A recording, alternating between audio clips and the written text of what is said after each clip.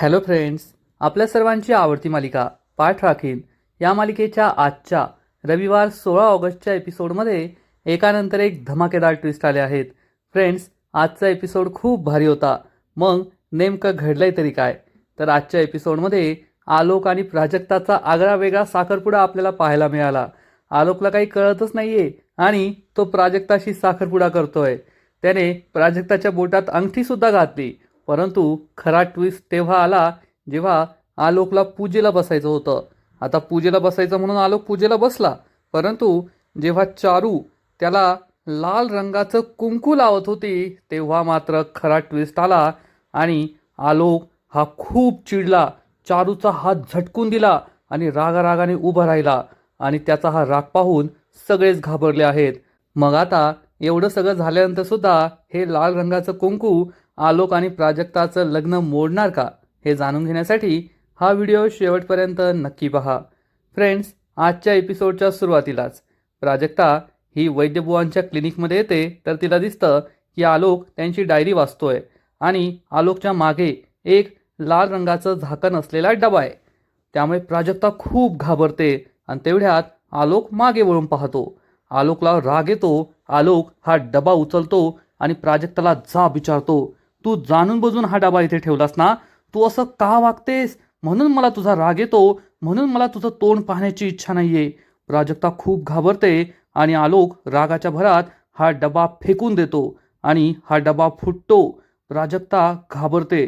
तेवढ्यात वैद्यबुवा, भाग्या सगळे तेथे येतात आणि आलोक फेकझोक करत असतो. खुर्ची उचलतो, खुर्ची खाली आपटतो. वैद्यबुवांना जबर धक्का बसतो. प्राजक्ता घाबरलेली असते आणि तेवढ्यात प्राजक्ता ही पुन्हा एकदा आलोककडे पाहते तर तिला दिसतं की हे जे काही आता झालं हा सगळा तिचा भास होता. आलोकने असं काहीच केलेलं नाहीये. आलोक या वहीतल्या नोंदी वाचण्यातच मग्न आहे. प्राजक्ता आलोक जवळ येते आणि म्हणते, माझे मामा आहेत ना, ते कोणताही पेशंट आला की मग त्याचे अनुभव असे वहीत लिहून ठेवतात. ते आयुर्वेदावर पुस्तक लिहित आहे ना, तर त्यांना याचा फायदा नक्की होईल. आणि तेवढ्यात आलोक या डब्याकडे पाहणार तर प्राजक्ता त्याच्या समोर येऊन उभी राहते आणि आलोकला एक दुसरी डायरी देते. आलोक ही डायरी वाचू लागतो आणि प्राजक्ता लगेच हा जो डबा असतो तो डबा आपल्या साडीच्या पदराआड लपवते आणि म्हणते, तुम्ही वाचा, मी आले बरं का. असं म्हणून ती हा डबा आलोकला न दिसता आतमध्ये घरात घेऊन जाते आणि इकडे घरात तृप्ती प्रीतीला चांगली छळत असते. तेवढ्यात प्राजक्ता हा डबा घेऊन येते तर तृप्ती हे पाहते आणि विचारते, काय ग प्राजू, तू हे चूर्ण घेऊन का आली आहेस? तब्येत ठीक नाही आहे का तुझी? अगं बाई, आजच्या दिवशीच तब्येत खराब व्हायची होती. प्राजक्ता काही बोलत नाही. घरातील सगळेजण पाहत असतात की प्राजक्ताने हे काय आणलंय लपून. आणि तेवढ्यात प्राजक्ता सुलक्षणाजवळ जाते. सुलक्षणा, अंबिका आणि सगुणाला समजतं की प्राजक्ता जाणून बुजून हा लाल रंगाचा डबा आलोकपासून लपून येथे घेऊन आली आहे. आणि मग सगळे प्राजक्ताला विचारत असतात, काय झालं काय झालं. आजी म्हणते, आजच तब्येत खराब व्हायची होती का हिची? तेवढ्यात सुलक्षणा सांगते, नाही नाही, प्राजक्ताची तब्येत ठीक आहे, माझी तब्येत ठीक नाही आहे. मला ना थोडं पित्ताचा त्रास होतोय. प्राजक्ता माझ्या शेजारी बसली ना तेव्हा मी तिला तेच सांगत होते, तर ती मला म्हणाली की माझ्या मामाकडे पित्ताचं चूर्ण आहे आणि ती हे चूर्ण घेऊन आली आहे. वैद्यबुवा म्हणतात, हो हो, हे पित्ताचंच चूर्ण आहे. सुलक्षणा म्हणते, खरंच माझ्या सुनेला माझी किती काळजी आहे. खूप छान प्राजक्ता.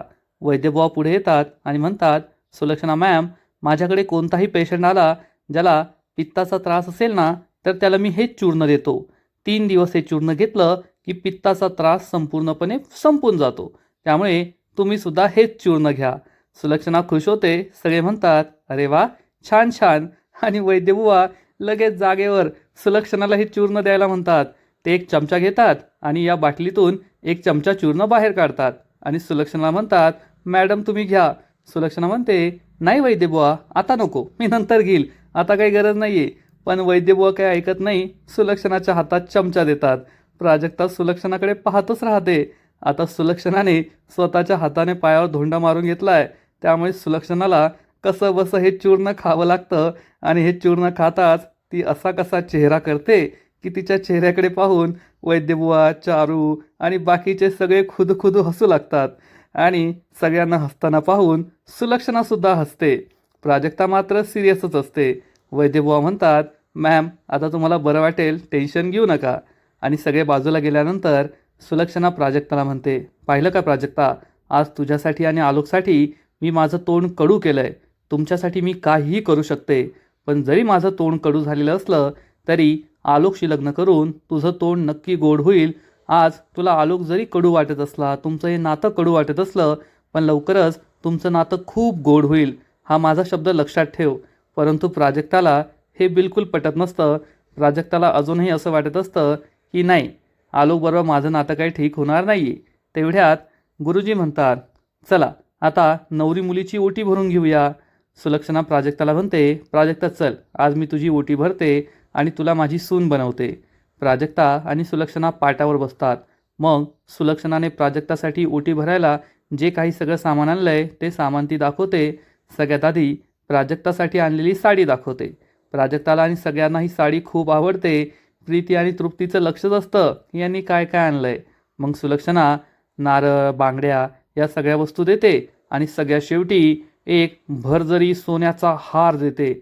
आणि हा हार पाहताच सगळ्यांचे डोळे पांढरे होतात. प्रीती, तृप्ती, त्यानंतर आजी, वैद्यबुवा, चारू, सगळ्यांना हा हार खूप आवडतो. खरंच हा खूप जुना आणि पारंपरिक असा हार असतो. सुलक्षणा प्राजक्ताला हा हार देते आणि म्हणते, प्राजक्ता, हा हार पारंपरिक हार आहे. माझ्या आईने मला दिला होता, माझ्या आईला तिच्या आईने दिला होता, असा पिढीजात हा हार आहे, दागिना आहे. आणि मी असं ठरवलं होतं की जेव्हा मला माझी मुलगी होईल तेव्हा मी माझ्या मुलीला हा दागिना देईल. परंतु मला 2 कार्टीज झाली. आरव आणि आलोक सगळे हसतात. सुलक्षणा म्हणते, म्हणूनच आज मी हा हार तुला देतीये, कारण आजपासून तू माझी सून नाही तर तू माझी मुलगी आहेस. मला मुलगी नाही झाली, पण आजपासून मी तुला माझी मुलगी मानते आणि सगळं काही ठीक होईल असा विचार करते. प्राजक्ताला खूप आनंद होतो. वैद्यबुवा, चारूसुद्धा खुश होतात. फक्त आयाजीच्या चेहऱ्यावर 12 वाजलेले असतात. तृप्ती आणि प्रीतीचा सुद्धा चांगलाच जळफळाट होतो. मग सुलक्षणा हा हार, हा नेकलेस प्राजक्ताला देते. प्राजक्ता मामाकडे पाहते आणि वैद्यबुवा खूप इमोशनल झालेले असतात. वैद्यबुवा म्हणतात, सुलक्षणा मॅम, आज तुम्ही माझ्या प्राजूला हा हार दिलाय. तुम्ही तिला मुलगी म्हणालात. खरंच आईविना वाढलेली ही पोरगी तुमच्या घरात आल्यावर तरी तिला आईचं सुख मिळेल, आईचं प्रेम मिळेल. हे बोलता बोलता वैद्यबुवा खूप इमोशनल होतात. त्यांच्या डोळ्यात पाणी येतं आणि तसेच ते डोळे पुसत पुसत बाहेर निघून जातात. सगळ्यांनाच खूप वाईट वाटतं आणि सगळे इमोशनल झालेले असतात. तेवढ्यात भाग्यश्री म्हणते, चला सासू आणि सुनेचा, सॉरी, आई आणि मुलीचा फोटो काढूया. सुलक्षणा आणि प्राजक्ता पोज देतात आणि भाग्या या दोघांचा फोटो काढते. सगळे खूप खुश असतात. ओटी भरण्याचा कार्यक्रम पार पडतो. इकडे बाहेर बसून आलोक वैद्यबुवांच्या सगळ्या वह्या, त्यांच्या सगळ्या नोंदी वाचत असतो. तेवढ्यात वैद्यबुवा बाहेर येतात आणि आलोकला विचारतात, अरे तुम्ही येथे रमलाय का? आलोक म्हणतो, सॉरी मी ते. वैद्यबुवा म्हणतात, नाही नाही, वाचा तुम्ही. माझ्याकडे जे पेशंट्स येतात ना, त्यांचे सगळे अनुभव मी यात लिहून ठेवत असतो.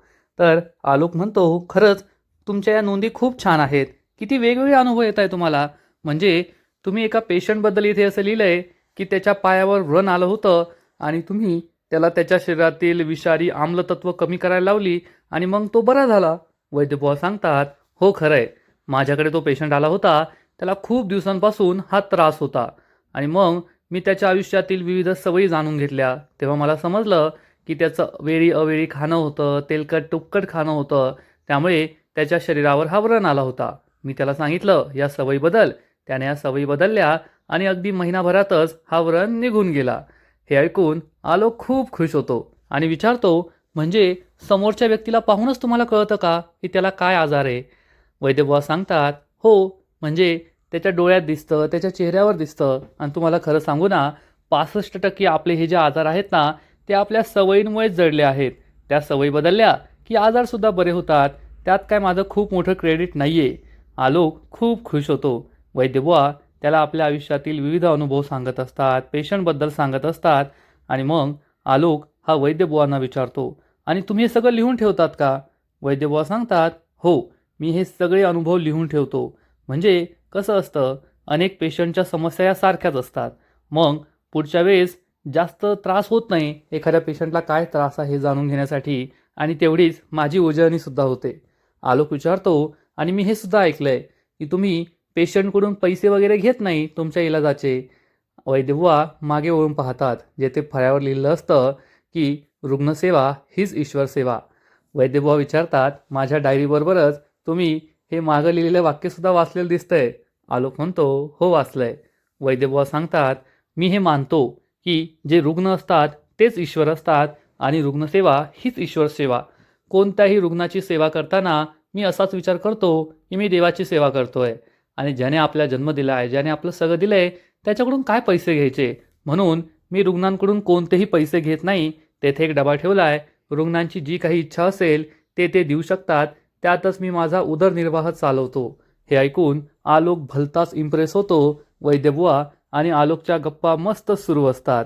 आणि इकडे घरामध्ये प्राजक्ता आणि सुलक्षणा समोरासमोर बसलेल्या असतात आणि सुलक्षणा प्राजक्ताला सांगते, प्राजक्ता तुला माहिती आहे का, एका आईच्या आयुष्यात सगळ्यात मोठा आनंदाचा क्षण कोणता असतो? जेव्हा तिला योग्य स्वतःच्या मुलावर प्रेम करणारी आणि घर सांभाळणारी, घर एकत्र जपणारी सून मिळते. आणि मला खूप आनंद झाला आहे की तुझ्यासारखी सून मला लाभली आहे. खरंच तू माझ्या मुलालाही खुश ठेवशील आणि माझं घरही आनंदी एकत्र ठेवशील असा माझा पूर्ण विश्वास आहे. हे ऐकून चारू, प्राजक्ता सगळे खूप खुश होतात. सुलक्षणा प्राजक्ताचं खूप कौतुक करत असते आणि म्हणते, प्राजक्ता मला माहिती आहे की कोणत्याही मुलीचं लग्न होत असताना तिच्या मनात अनेक प्रश्न असतात, अनेक संशय असतात, परंतु तुला आमच्या घरात कसलाही त्रास होणार नाही. आलोक आणि तुझा संसार खूप सुखाचा होईल. तू काळजी करू नको. तेवढ्यात गुरुजी म्हणतात, चला आता मुलाला बोलून आणूया. पुढचे विधी करायचे आहेत. तृप्ती आणि प्रीती म्हणतात, आम्ही जातो बोलवायला. या दोघी जाणार. इतक्यात सुलक्षणा त्यांना थांबवते आणि म्हणते, थांबा, तुम्ही दोघी जाऊ नका, मी आणि अंबिका जातो. असं म्हणून या दोघी बाहेर येतात. आणि जेव्हा या दोघी बाहेर येतात तेव्हा त्यांना दिसतं की वैद्यबुवा आणि आलोक हे दोघे मस्त बसले आहेत आणि वैद्यबुवा आलोकला आपल्या सगळ्या गप्पा-टप्पा सांगताय, किस्से सांगताय आणि आलोक चक्क हसतोय. फ्रेंड्स, जसं आपण प्रेक्षकांना हे दृश्य पाहून आश्चर्य वाटतं ना, तेवढंच आश्चर्य अंबिका आणि सुलक्षणाला सुद्धा वाटतं आणि ते ऐकत असतात. वैद्यबुवा आलोकला सांगतात, अहो तुम्हाला काय सांगू, माझ्याकडे एक पेशंट आला होता 30-32 वर्षाचा. मला म्हणाला की मला रात्री लवकर झोपच लागत नाही. मी त्याला विचारलं, काय झालं बाबा, का झोप लागत नाही? तर तो मला म्हणाला की माझं लग्न झालं नाही आहे म्हणून मला झोप लागत नाही. मी त्याला म्हटलं, अरे बाबा मी डॉक्टर आहे, माझ्याकडे जडीबुटी आहे, मुली नाही आहे तुझं लग्न लावून द्यायला. आणि हे ऐकून आलोक खुदू हसू लागतो आणि त्याला हसताना पाहून सुलक्षणा खूप खुश होते. सुलक्षणाला आश्चर्य वाटतं की वैद्यबुवांच्या संगतीत आलोक चक्क हसतोय. सुलक्षणा अंबिकाला विचारते, अंबिका मी जे पाहतीये तू सुद्धा तेच पाहतीयस का? अंबिका म्हणते, हो जाऊबाई, मी सुद्धा तेच पाहतीये. कधी आपल्या घराबाहेर न निघणारा आलोक चक्क येथे वैद्यबुवांच्या संगतीत रमलाय, हसतोय. किती छान वाटतंय ना? सुलक्षणा म्हणते, हो ना, तू आहे ना मला खरंच चिमटी काढ. माझा विश्वासच बसत नाहीये की हे सत्य आहे आणि माझा आलोक इतका मनमोकळेपणाने हसतोय. अंबिका म्हणते, जाऊबाई चिमटा काढायची गरज नाहीये. तुम्ही जे पाहताय ना ते खरं आहे आणि आपला आलोक खरंच हसतोय, खुश आहे. त्याच्या आयुष्यात आता फक्त आनंदी आनंदच असणार आहे. तेवढ्यात वैद्यबुवा बाजूला पाहतात. सुलक्षणा आणि अंबिका उभे असतात. वैद्यबुवा म्हणतात, सॉरी बरं का, आम्ही दोघे येथेच गप्पात रमलो, आतमध्ये आलोच नाही. चला आलोकराव आतमध्ये जाऊया. तर आलोक म्हणतो, तुम्ही मला असं अवजाव करू नका, मला फक्त आलोक म्हणा, तुम्ही माझ्यापेक्षा मोठे आहात. तर वैद्यबुवा म्हणतात, पण कर्तृत्वाने तुम्ही मोठे आहात ना आणि तुमचा मान येतो. तर आलोक विचारतो, कोणता मान? सुलक्षणा आणि अंबिका घाबरतात की आता वैद्यबुवा साखरपुड्याबद्दल नको बोलायला. वैद्यबुवा काही बोलणार. इतक्यात लगेच सुलक्षणा म्हणते, वैद्यबुवा आलोक खरं बोलतोय, तुम्ही त्याला अरे तुरे करा, आलोक म्हणा. वैद्यबुवा म्हणतात, पण असं कसं? आमच्याकडे तशी पद्धत नाहीये. जावयाला अहो जावोच करतात आणि माझे सासरेसुद्धा मला अहो चंद्रशेखरराव असंच म्हणायचे. त्यामुळे मी त्यांना कसं म्हणणार? आणि माझ्या सासूबाई तर सुलक्षणा परत त्याला गप्प बसवते. तुमच्या सासूबाई ना, तुमच्या सासूबाई तुम्हाला आतमध्ये हाक मारत होत्या. वैद्यबुवा म्हणतात, ठीक आहे आलोक, चल आतमध्ये चल. आता वैद्यबुवा अरे तुरे करतात, त्यामुळे आलोकलाही बरं वाटतं आणि हे सगळेजण घरामध्ये येतात. आणि आता रिंग सेरेमनीची वेळ झालेली असते आणि गुरुजी म्हणतात, चला आता वैद्यबुवा तुम्ही तुमच्या कुलदेवतेला साकडं घाला. वैद्यबुवा हो म्हणतात आणि हात जोडून उभे राहतात. सगळेजण हात जोडतात आणि वैद्यबुवा कुलदेवतेला साकडं घालत असतात की हे कुलदेवते, आज आमच्या घरात शुभ कार्य आहे. माझी मुलगी प्राजक्ता आणि पुढे वैद्यबुवा आलोकचं नाव घेणार, साखरपुडा हा शब्द उच्चारणार आणि आलोकला सगळं कळणार. हे सुलक्षणाला समजतं आणि सुलक्षणा लगेच वैद्यबुवांना थांबवते आणि विचारते, वैद्यबुवा मी साकडं घालेल तर चालेल का? वैद्यबुवा म्हणतात, हो चालेल ना, काही हरकत नाहीये. सगळ्यांना हे विचित्र वाटतं, पण आता सुलक्षणाला कोण नाही म्हणणार. आणि सुलक्षणा ही पुढे येते. आलोक मागे उभा असतो. सुलक्षणा म्हणते, आलोक असा मागे का उभा आहे, ये ना पुढे. आलोक पुढे येऊन उभा राहतो प्राजक्ताजवळ. मग सुलक्षणा हात जोडते, सगळेजण हात जोडतात आणि सुलक्षणा कुलदेवतेला अशा भाषेत साकडं घालते ज्यामुळे ती साखरपुड्याबद्दल बोलतीये हे सुद्धा सगळ्यांना कळेल, पण आलोकला कळणार नाही, कारण आलोकला काही माहीतच नाही ना. म्हणजे सुलक्षणा शब्दांचा अतिशय योग्य वापर करते. कुलदेवतेला म्हणते, हे कुलदेवते, आज आमच्या या घरामध्ये वैद्य कुटुंब आणि सूर्यवंशी कुटुंब यांच्यामध्ये एक नवीन नातं तयार होतं आहे. तशी तर आमची जास्त ओळख नाही आहे, परंतु हे नातं जन्मोजन्मीचं असू दे. माझी मुलं आलोक आणि प्राजक्ता यांच्या आयुष्यात सगळी सुख येऊ दे. ती अशा प्रकारे बोलते की आलोकला थोडा थोडा संशय येतो, पण बाकीच्या कोणाला काही संशयच येत नाही आणि ती सगळं काही बोलून जाते. हे ऐकून प्रीती भलतीच खुश होते आणि म्हणते, वा सुलक्षणा सूर्यवंशी वा, हे तर तुमच्याकडून शिकायलाच पाहिजे. जे बोलायचे ते बोलून जायचं आणि ज्याला नाही कळू द्यायचं त्याला कळू सुद्धा द्यायचं नाही. ही विद्या तर तुमच्याकडून शिकलीच पाहिजे. आणि मग पुढची स्टेप असते, पुढचा विधी असतो अंगठी घालण्याचा. आता सुलक्षणाने आधीच सांगितलं आहे की प्राजक्ता ही आलोकच्या बोटात अंगठी घालणार नाही, आमच्याकडे तशी पद्धत नाही आहे. पण आलोकने मात्र प्राजक्ताच्या बोटात अंगठी घालायची आहे आणि तेवढ्यात तृप्ती ही अंगठी घेऊन येते. सगुणा जाणून बुजून तिच्या पायात पाय अडकवते आणि तृप्ती खाली पडणार. तिच्या हातातून ही फुलं, अंगठी सगळं हवेत उडतं आणि प्राजक्ता खूप घाबरते. ती खाली पडणार तर आलोक तिला सावरतो आणि प्राजक्ताच्या हातामध्ये ती अंगठी येऊन पडते. सगळेजण विचित्रपणे हे काय घडतंय याकडे पाहतच राहतात. प्राजक्ता आणि आलोक हे दोघे एकमेकांच्या डोळ्यात हरून गेलेले असतात. आलोक प्राजक्ताकडे एकटक पाहतच राहतो आणि मग प्राजक्ताच्या हातात ही अंगठी असते. आलोक ही अंगठी स्वतःच्या हातात उचलतो आणि या अंगठीकडे पाहतच बसतो. आता तो प्राजक्ताच्या बोटात ही अंगठी कशी घालणार, हाच सगळ्यात मोठा प्रश्न आहे. आणि तेवढ्यात प्राजक्ताचा पाय पुन्हा मुडपतो. प्राजक्ता खाली पडणार. आलोक तिला सावरण्याचा प्रयत्न करतो आणि आपोआपच आलोकच्या हातून प्राजक्ताच्या बोटामध्ये ही अंगठी जाते. म्हणजे सगळंच चमत्कारिकच आहे, यात संशय नाही. प्राजक्ता आणि आलोक यांचा साखरपुडा झालाय, अंगठीचा कार्यक्रम झालाय हे पाहून सगुणा, अंबिका, सुलक्षणा, भाग्या सगळे खूप खुश होतात. आणि मग सुलक्षणा टाळ्या वाजवायला सुरुवात करते आणि सगळेजण टाळ्या वाजवतात.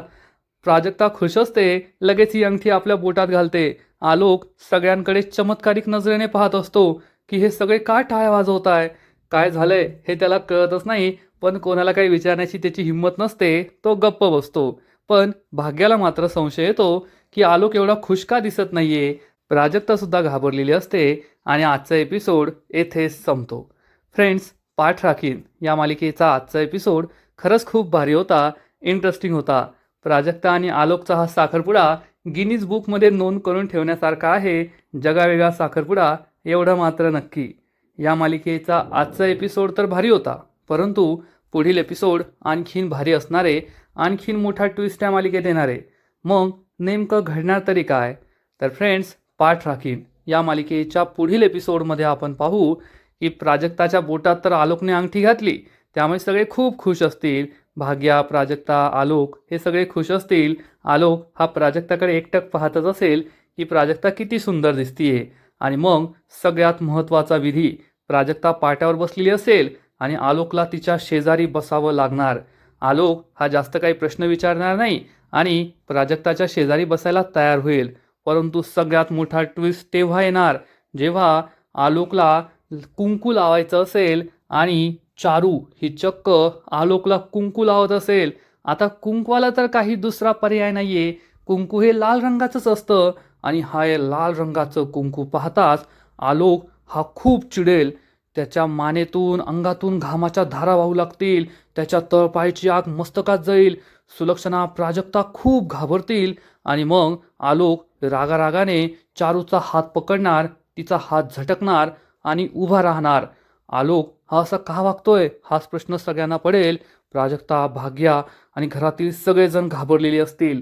मग आता या लाल रंगाच्या कुंकवाने प्राजक्ता, सुलक्षणा, अंबिका, सगुणा या सगळ्यांची मेहनत पाण्याने सारखी धुवून निघणार का?